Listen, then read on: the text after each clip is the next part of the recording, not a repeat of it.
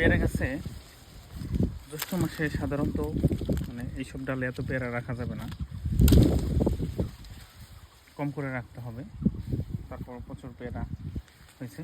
এখন পেয়ারা প্যাকেট করার পরবর্তীতে কিছু পেয়ারা মনে করেন রেখে গেছে, যে এই ধরনের সাইজের যে পেয়ারাগুলি এগুলি খুব দ্রুত ছেড়ে ফেলতে হবে। ঠিক আছে, ফেলতে হবে। দেখেন পেয়ারাগুলি না হলে ভালো পেয়ারাটাও নষ্ট হবে। আপনার এই যে মাটির সাথে যে পেয়ারাগুলি রেখে থাকবে এগুলি আপনার ঢাল ভেঙে দিতে হবে।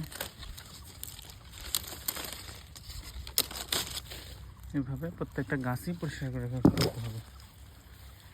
অবাঞ্ছিত যে পেয়ারাগুলি আছে ওগুলো আপনার দ্রুত ছেড়ে ফেলতে হবে, নাহলে গাছে ঠিকই খাবার খাবে, গাছের পুষ্টিগুণ ঘাটতিতে পড়বে।